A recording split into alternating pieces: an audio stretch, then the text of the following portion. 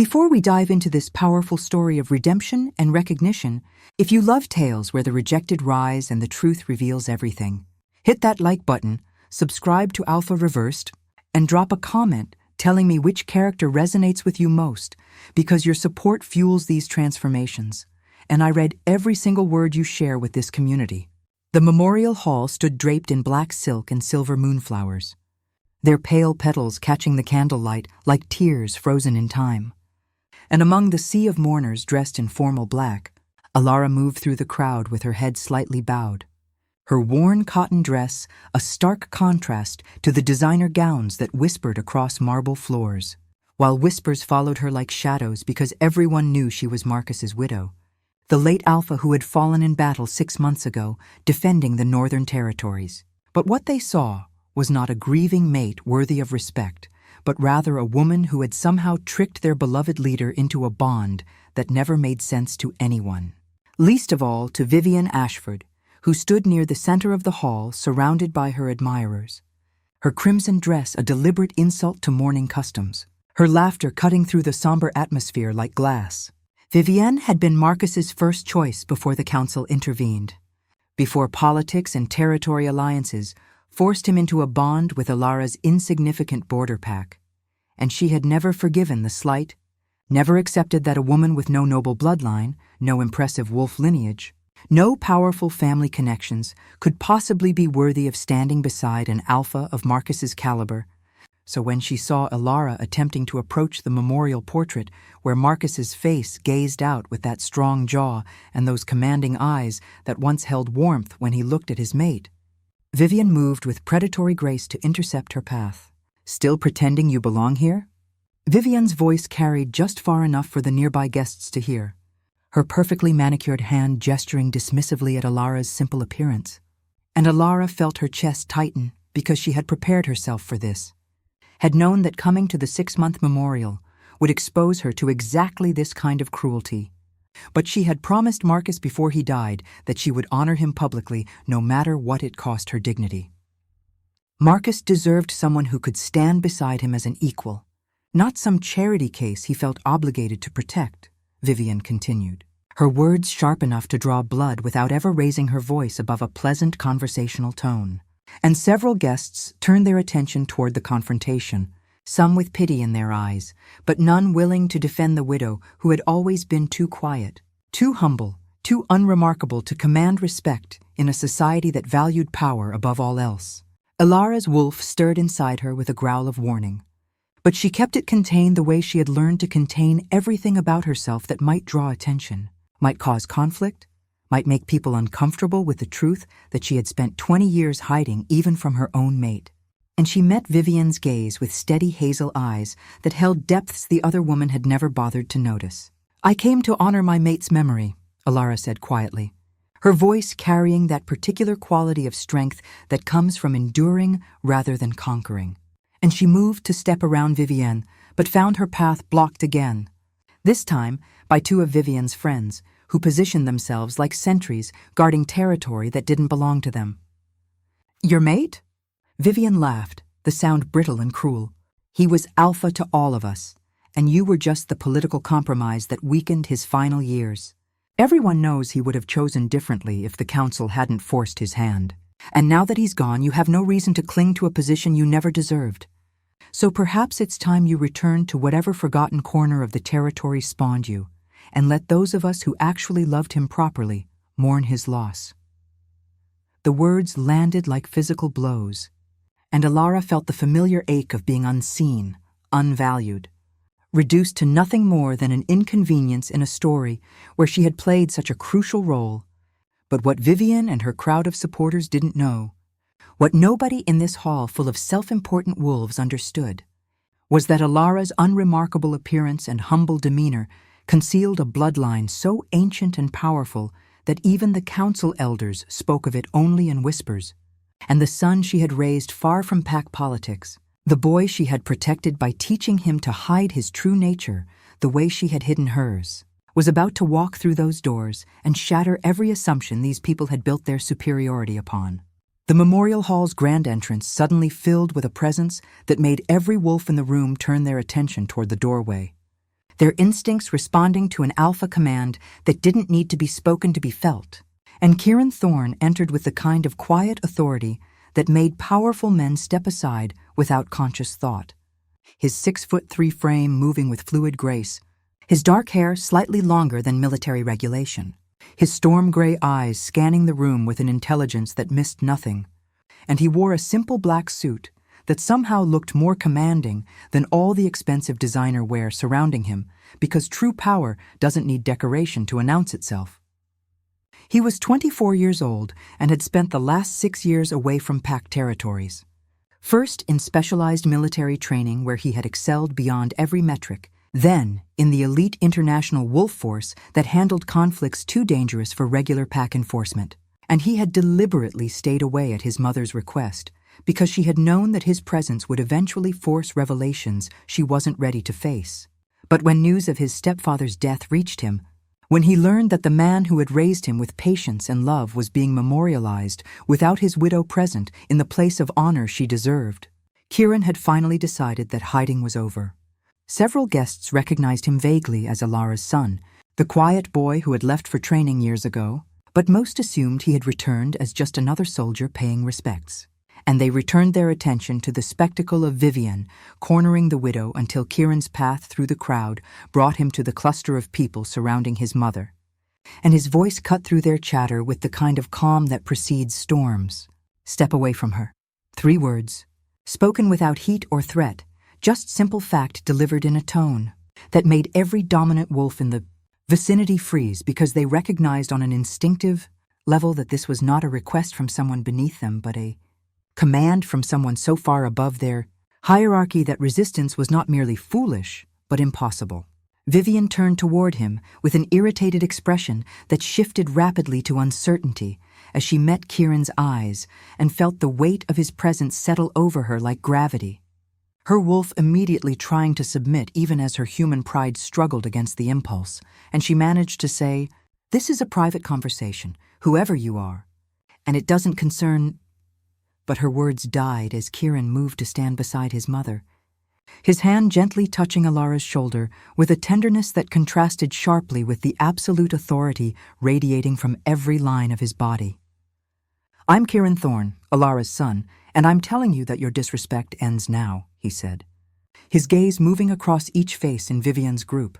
And the dominant wolves who had been so quick to judge his mother now found themselves unable to maintain eye contact, their heads tilting slightly in unconscious submission, while murmurs rippled through the hall because the name Thorne carried weight in international wolf circles. Stories of a young operative who had single-handedly resolved 3 territory wars, who had faced down alpha challenges from wolves twice his age, who moved through the political landscape with a strategic brilliance that reminded old-timers of legends from centuries past. Vivian's face had gone pale, her earlier confidence crumbling as her instincts screamed at her that she had made a catastrophic miscalculation, and she opened her mouth to offer some excuse, some backtrack. But Kieran's attention had already shifted away from her as if she were no longer worth acknowledgement, and he turned to his mother with an expression that softened into something approaching pain. "I should have come back sooner," he said quietly, and Alara's eyes filled with tears she had been holding back for 6 months, for 24 years, for her entire life of being overlooked and undervalued. And she touched her son's face with a trembling hand. "You're here now," she whispered. And in that moment, the assembled crowd finally began to understand that they were witnessing something far beyond a dutiful son defending his mother's honor.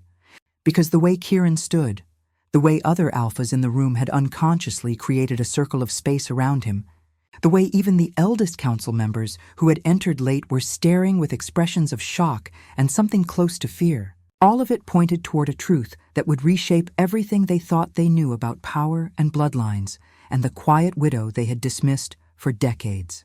Elder Tobias, who had served as council head for 40 years and who recognized the markers of ancient bloodlines the way scholars recognize lost languages, pushed through the crowd with urgency, his weathered face showing an emotion that looked remarkably like vindication.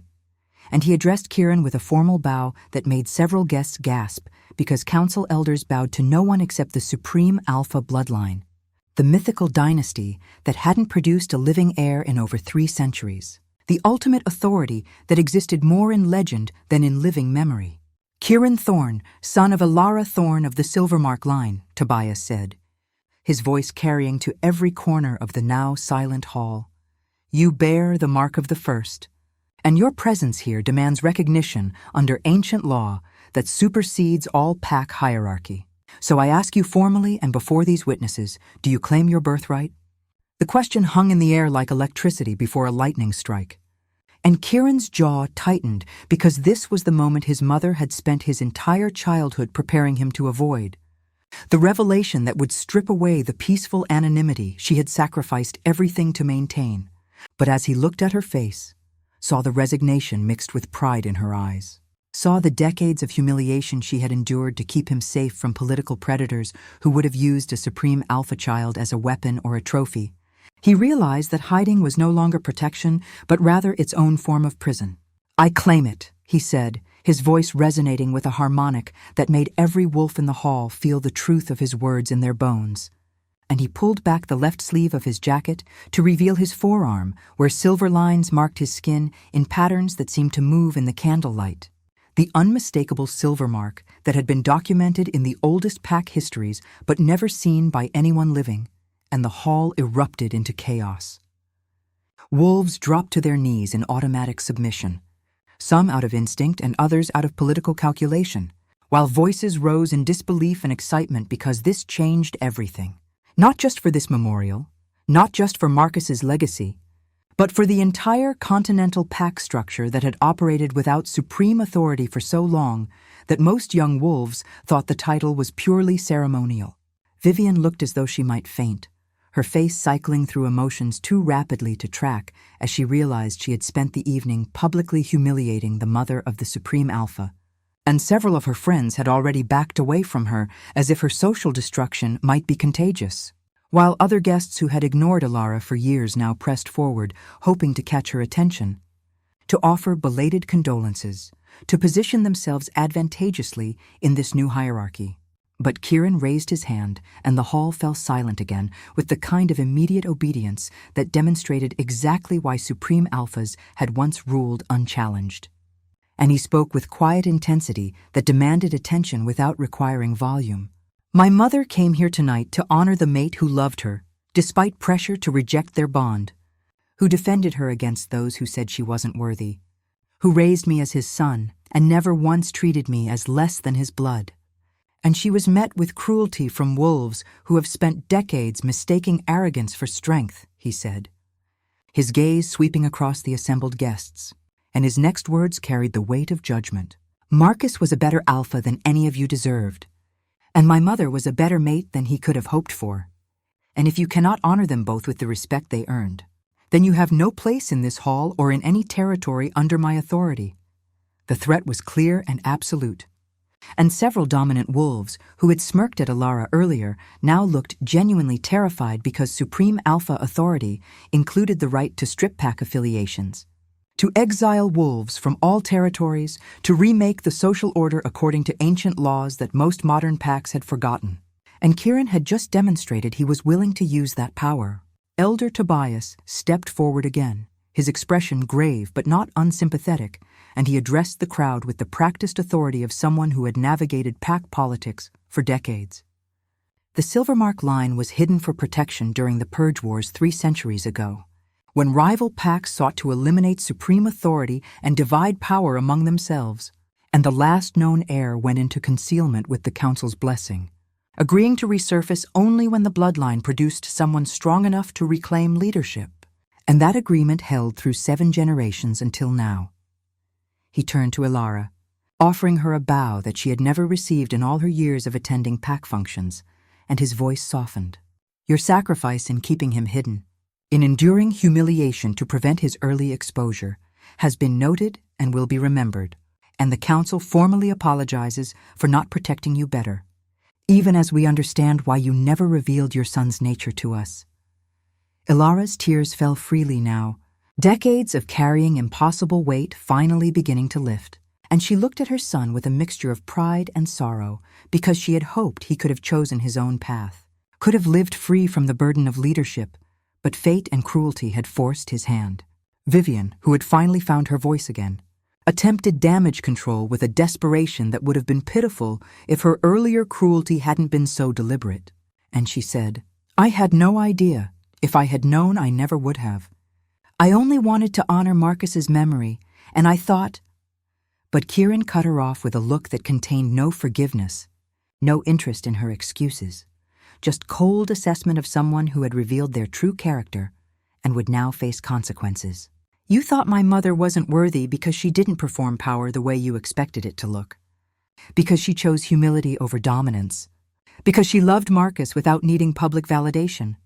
And your failure to recognize strength when it doesn't come with arrogance and cruelty is exactly why the old system collapsed," he said. And then he dismissed her from his attention so completely that she might as well have ceased to exist, which in the hierarchical world of wolf politics was perhaps the deepest insult he could have delivered. Other guests who had participated in or tolerated Vivian's behavior now scrambled to distance themselves, offering awkward apologies to Alara that she accepted with grace she had no obligation to show. And Kieran guided his mother toward the memorial portrait where Marcus's painted eyes seemed to look down on them with approval. "He knew, didn't he?" Kieran asked softly, his hand still resting protectively on his mother's shoulder, and Alara nodded, her voice thick with emotion. "I told him before we bonded because I couldn't enter a marriage built on deception, and he said it didn't matter, that he would protect us both, and he did, Kieran. For 20 years he stood between us and anyone who might have discovered the truth, and he loved you as completely as any father could love a son. And when he died, he made me promise that I would let you choose your own path, that I wouldn't push you toward claiming your birthright unless you wanted it." She looked up at him with eyes that held both question and acceptance. "You don't have to do this. We can leave. We can return to anonymity. Just because they know now doesn't mean—" But Kieran shook his head, his jaw set with determination. "I'm done hiding, and you're done suffering for protecting me. And anyone who ever made you feel small or worthless is going to understand exactly what they failed to see," he said. And then he turned to address the hall again, his voice carrying authority that made even the eldest wolves straighten their postures. "In 1 week, there will be a formal gathering at the Supreme Alpha Estate that my mother's family has maintained in trust for 7 generations. And every Alpha, Elder, and Council member from all territories will attend to witness my official claiming ceremony. And at that gathering, my mother will be recognized as Supreme Luna Dowager with all the rights and honors that title commands. And any wolf who disrespects her from this moment forward will answer directly to me." The declaration sent another wave of whispers through the crowd, and several alphas who had traveled from distant territories specifically for Marcus's memorial now realized they were witnessing something far more significant than they had anticipated. The resurrection of a power structure that would fundamentally alter pack politics across the continent. But even as Kieran delivered his commands and established his authority, his attention remained primarily on his mother, checking her responses, ensuring she was comfortable with the rapid shift in their circumstances. Because beneath the supreme alpha power and the political calculations, he was still the boy who had watched his mother endure silent cruelty for years, who had wanted to defend her, but had been taught that revealing himself would put her in greater danger, who had left for military training partly to distance himself from situations where his instincts to protect her might override his judgment. "I'm sorry I wasn't here when Marcus died. I should have been here for you," he said quietly enough that only she could hear. And Alara touched his face again, her expression soft with a mother's unconditional love. "You're here now, and that's what matters. And Marcus understood that you needed time away to become who you were meant to be. And he would be so proud of the man you've become, Kieran. Of your strength and your compassion and your unwillingness to let injustice stand." Her words broke something inside him. The careful control he maintained in combat situations and political negotiations. And for just a moment he was simply her son, grieving the loss of the father who had raised him and the years his mother had suffered alone.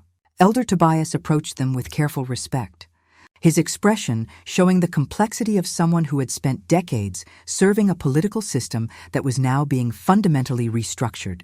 And he said, "The estate has been maintained according to your family's specifications, and the trust fund that has accumulated over 7 generations is substantial, and there are documents and artifacts that your mother should review before the claiming ceremony, including records of pact bloodlines and alliance treaties that will be relevant to your governance. And the Council is prepared to facilitate your transition to authority with whatever resources and support you require." Kieran nodded his acknowledgement, but his focus remained on his mother, on ensuring that she was processing this shift. This movement from widow in worn cotton to Supreme Luna Dowager with power that exceeded any individual alpha. And he asked her, "Are you ready for this? Because we can take our time. We don't have to rush into public ceremonies and political restructuring if you need space to grieve Marcus properly." Ilara considered his question seriously, looking around at the hall full of wolves who now watched her with varying expressions of respect, fear, calculation, and genuine remorse. And she thought about the years of invisibility, the deliberate diminishment, the constant message that she was less than worthy, and she felt something shift inside her. Not revenge or bitterness, but rather a quiet claiming of her own value. "I'm ready," she said, and her voice held a strength that had always been there, but had been carefully concealed behind practiced humility. "Because hiding protected you when you were vulnerable. But now that you've claimed your authority, hiding would only allow those who mistake cruelty for power to continue their behavior unchecked, and I owe it to every other wolf who has been dismissed or diminished to stand visible and show them that worth isn't determined by performance or social positioning, but by character and love and the courage to endure."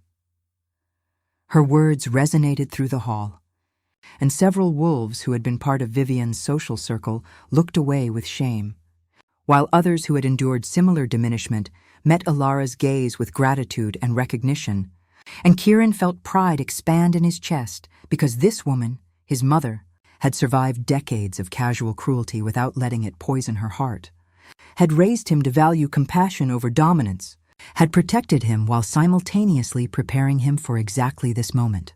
The memorial continued, but the atmosphere had shifted fundamentally. And when formal testimonials began about Marcus's leadership and sacrifice, Kieran was invited to speak, and he moved to the front of the hall with his mother at his side. And his words honored the man who had raised him while also clearly establishing that Marcus's greatest achievement was not his military victories or territorial expansions, but his unwavering love for a mate that others had told him was beneath his station. "Marcus taught me that true strength includes the courage to love what others undervalue, to defend what others dismiss, to honor bonds that politics and social pressure tell you to break. And he showed me that being alpha means protecting the vulnerable rather than exploiting them, serving your pack rather than simply commanding it. And if I can lead with half the integrity he demonstrated, then I will have lived a life worth remembering." The hall erupted in applause, some of it genuine appreciation, and some of it desperate attempts to align with the new power structure.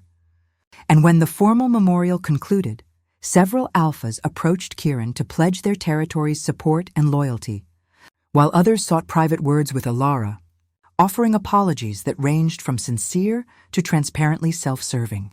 Vivian attempted one final approach, her earlier arrogance completely replaced by panic as she realized her social position was in freefall.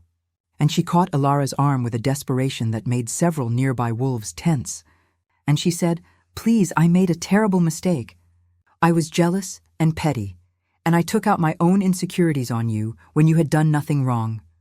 And I'm asking for forgiveness, for a chance to make amends. Because I can't." But Ilara gently removed Vivian's hand from her arm, her expression neither cruel nor particularly sympathetic, just tired and finished with engaging with someone who had demonstrated their character too clearly. "I forgive you because carrying resentment would poison me rather than punish you. But forgiveness doesn't mean accepting you back into my life or my son's consideration, and the consequences of your choices are yours to navigate. And I hope you learn from this experience to treat others with the compassion you're now desperately seeking for yourself." The words were delivered without heat, but they landed with finality, and Vivian stepped back looking devastated. And several of her former friends pretended not to notice her distress, already having calculated that association with her would be social and political suicide. As the evening wound down and guests began to depart, Kieran and Alara stood together before Marcus's portrait. And the hall had emptied enough that they had genuine privacy.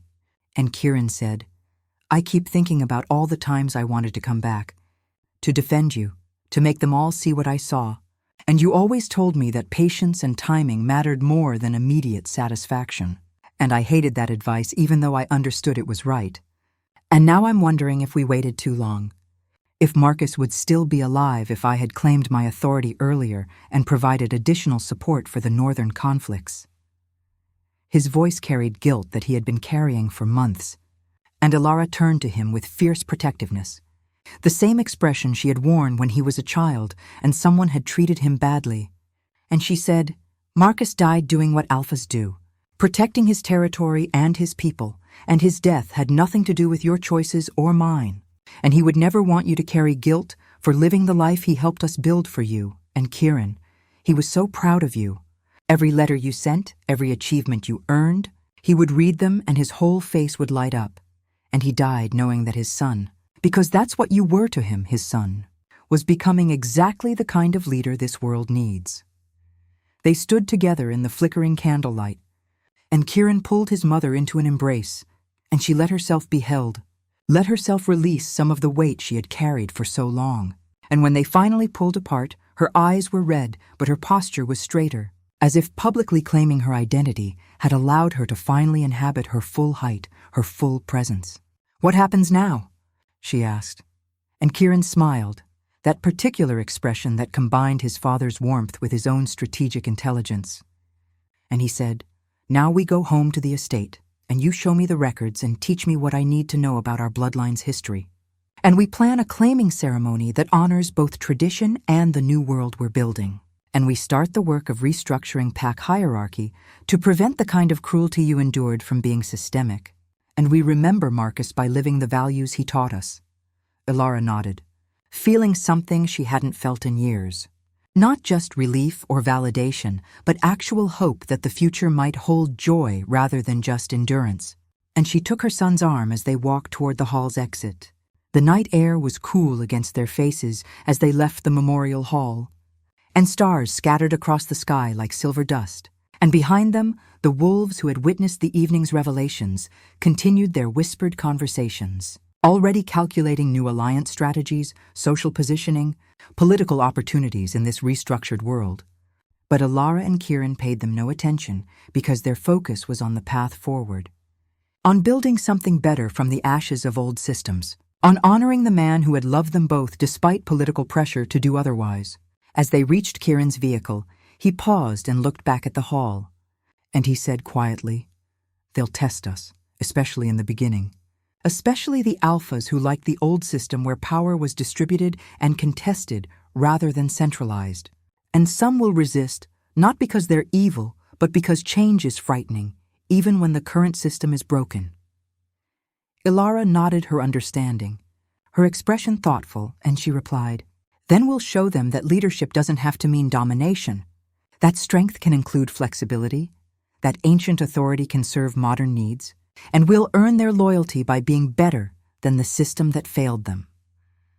The drive to the estate took them through territories Kieran had last seen as a teenager, and he noted the changes, the new developments, the shifts in pack boundaries, while Alara pointed out landmarks and shared stories he had missed during his years away.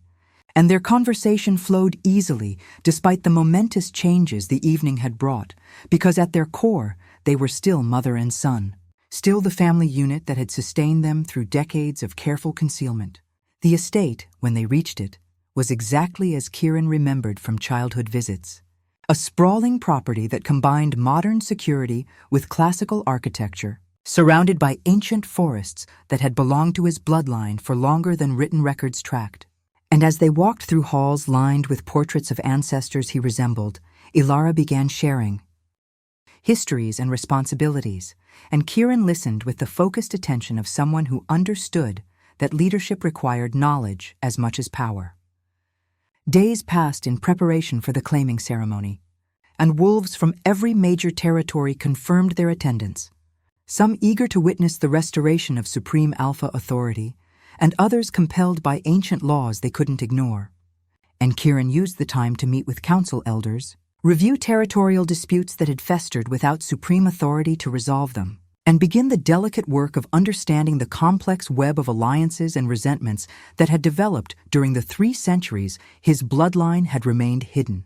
Alara, meanwhile, stepped into her role as Supreme Luna Dowager with a grace that surprised even those who had witnessed her strength at the memorial. And she worked alongside her son to plan a ceremony that would establish authority while also signaling their intention to lead differently than the hierarchies of the past. And together they began drafting reforms that would protect vulnerable pack members, establish clear processes for resolving disputes, and create accountability for alphas who abused their power. The claiming ceremony itself was held under a full moon, an ancient tradition that connected their authority to the celestial forces that wolves had revered for millennia. And hundreds of wolves gathered in the estate's ceremonial grounds. And when Kieran walked forward with his mother at his side, both dressed in traditional silver-threaded formal wear that marked them as supreme bloodline, the assembled wolves felt the weight of history settling over them, the sense that they were witnessing something that would be recorded in pack annals for future generations to study. Elder Tobias conducted the ceremony with the formal language of ancient rites, and Kieran spoke the oaths that bound him to serve and protect all packs under his authority. And when he called forward his mother to stand beside him as Supreme Luna Dowager, honoring her sacrifice and strength, many wolves in the crowd felt tears on their faces because they recognized that this was different from the power-hungry claiming ceremonies of territorial alphas. This was something older and deeper and more sacred. When the formal ceremony concluded, Kieran addressed the assembled wolves with words that were both command and invitation, establishing his authority while also offering partnership to those willing to work toward better systems. And he acknowledged that trust would need to be earned through actions rather than demanded through titles. And he promised that any wolf, regardless of bloodline or social position, would have access to justice under his governance. And the response from the crowd was overwhelming. Not just the obligatory pledges of loyalty, but genuine hope that maybe, finally, pack politics could evolve beyond the endless cycle of dominance challenges and territorial conflicts. Alara stood beside her son, her hand resting lightly on his arm, and she looked out at the sea of faces, some familiar and some strangers. And she thought about Marcus, wished he could see this moment, see their son standing as supreme alpha with compassion and strength in equal measure. And she sent a silent prayer of gratitude to the mate who had loved her completely and raised their son to be extraordinary. The celebration that followed the ceremony lasted until dawn, and wolves from rival territories who had barely spoken to each other in decades found themselves sharing food and conversation under Kieran's authority. And old grievances began to soften in the presence of someone powerful enough to enforce fairness rather than simply mediate between competing interests. And Alara moved through the crowd, accepting congratulations and well-wishes from wolves who had ignored her for years. And she handled each interaction with grace that contained no bitterness, because she understood that many of them had simply followed social cues rather than chosen cruelty. And the few who had been genuinely cruel, like Vivienne, were notably absent from the gathering. Their invitations revoked not as punishment, but as natural consequence of having demonstrated that they valued power over character. As the celebration wound down and dawnlight began painting the sky in shades of gold and rose, Kieran found his mother standing alone on the estate's eastern terrace, and he joined her in comfortable silence, both of them exhausted but satisfied with the night's outcome. And Alara said quietly, "Marcus would have loved this. The ceremony and the gathering and watching you step into leadership. And I can feel him here, Kieran, in the way you speak and move and make decisions. And I know he's at peace knowing that you're going to build something better than what came before." Kieran wrapped an arm around his mother's shoulders, pulling her close in the kind of casual affection that demonstrated their relationship transcended titles and political positioning. And he replied, "Everything I know about leading with integrity comes from him and from you. And I promise that I will honor his memory by never letting power corrupt what he taught us about love and loyalty and protecting those who others overlook. And you will never again be treated as less than the extraordinary woman you are. And anyone who served you cruelty will watch you rise and understand exactly what they failed to recognize." The sun broke fully over the horizon, flooding the estate grounds with golden light, and wolves who had stayed through the night began departing with promises to return for the first official council gathering. And Kieran and Alara remained on the terrace watching the new day unfold.